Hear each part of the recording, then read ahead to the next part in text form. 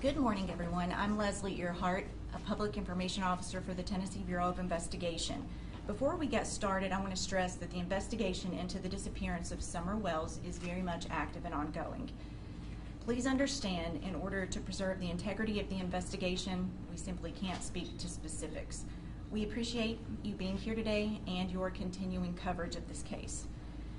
At approximately 6:30 p.m. on this day, 1 year ago, Summer Wells, who was 5 years old at the time, was reported missing from her home in the Beech Creek community of Hawkins County. When we held the first media briefing on June 16th, honestly, we expected to have good news to report by the time the next media briefing came around. Unfortunately, instead, day after day ended in frustration and disappointment. At that time, no one expected that we would still be searching for Summer 1 year later. We've said from the beginning that this case is outside the norm. There are few clues as to what happened to Summer, despite investigators doing everything within their power to find answers. All possibilities are still being explored. Many of you have asked for details about what's been done over the last year. I can tell you agents and detectives have spent thousands of hours on this case. Numerous search warrants have been executed, cell phone data has been analyzed, and any other available digital evidence has been collected, searched, and documented. This includes the social media accounts of those associated with Summer. 3 large ground searches have taken place in the last year with the assistance of more than 100 local, state, and federal agencies. Those searches do not account for the numerous targeted searches done by agents and detectives as they were following up on potential leads.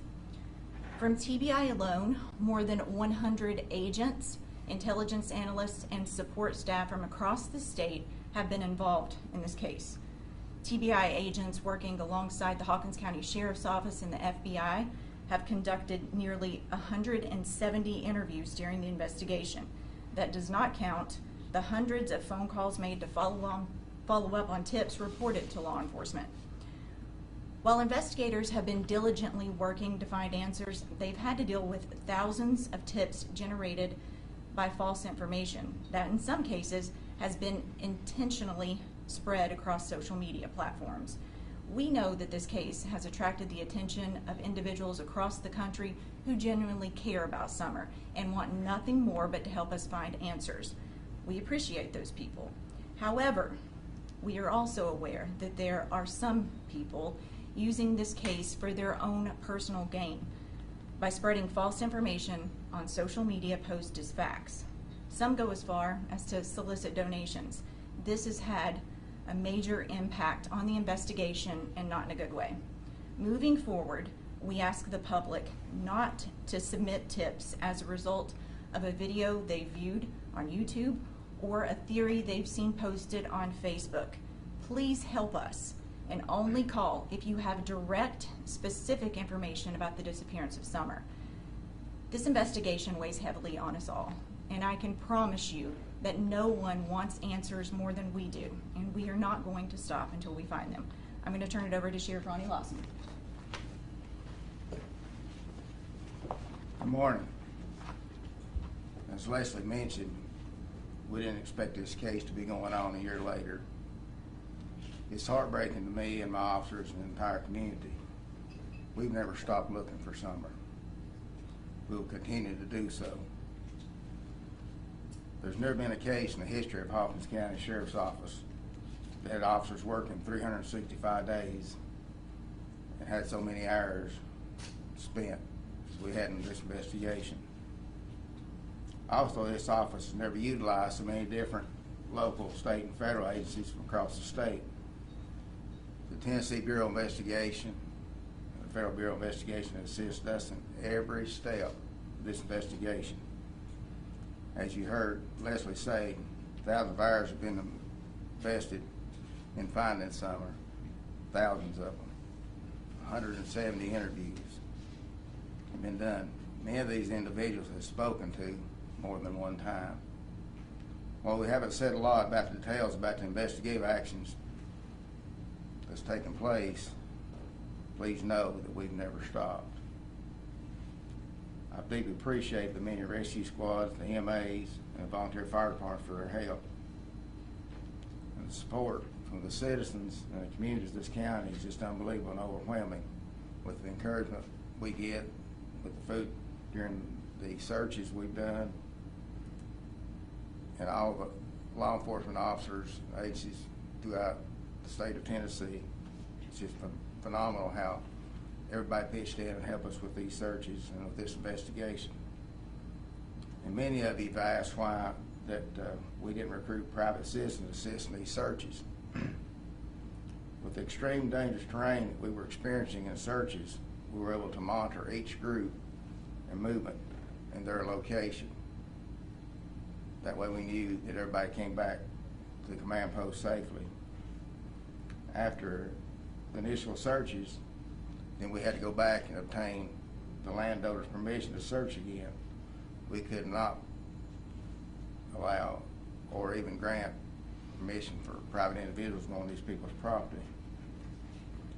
And while I can promise you that we will continue to conduct target searches in the Beach Creek area as new information is developed, we'll also continue to follow up on any legitimate leads. And it's been the goal of this team since day one to find Summer. We've never stopped, we've never slowed down, we deal with it every day. And that's the whole purpose of this, to let you all know, despite what you hear, what you see, we haven't stopped.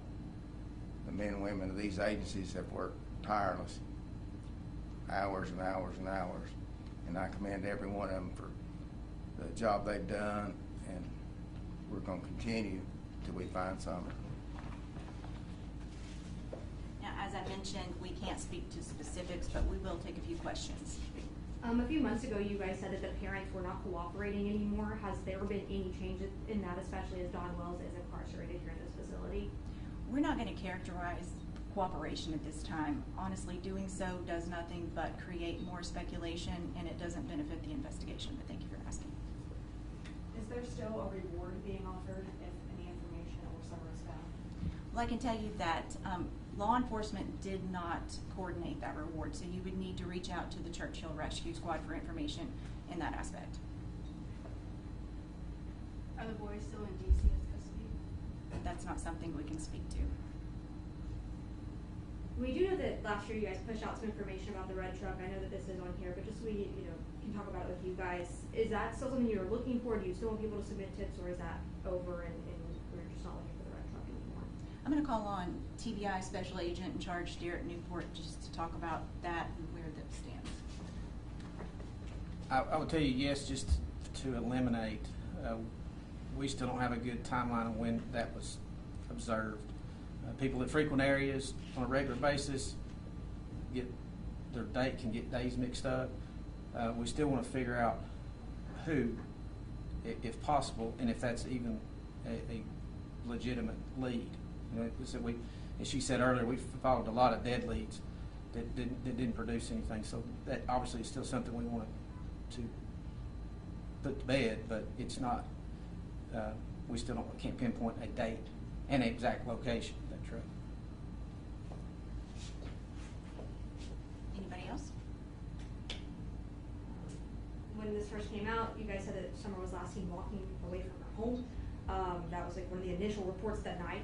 And then things kind of changed the following day. Is there any evidence that she walked away from home, or any evidence leading toward an abduction, or do we have any evidence of anything that night otherwise?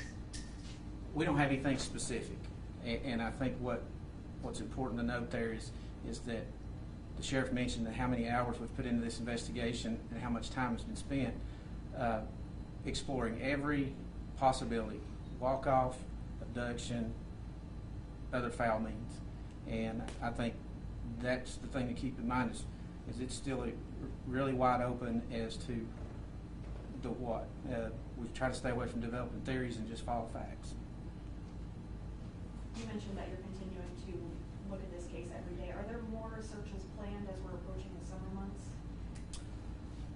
No specific plan. However, if we get specific information about a specific location, building, what have you, we will coordinate with each other to go take a look at that location. What made it hard back in the summer is obviously the foliage.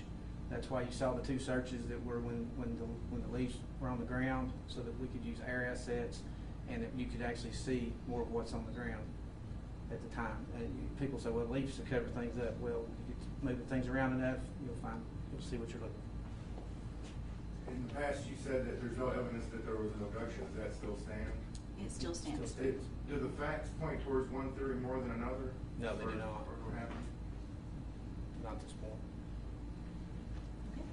Well, thank you guys for being here. I just want to point out one more thing. This case is not cold. We get asked that a lot. It's not. We're talking to the sheriff constantly. We all work together as one team, and we're determined to find answers. Thank you for coming.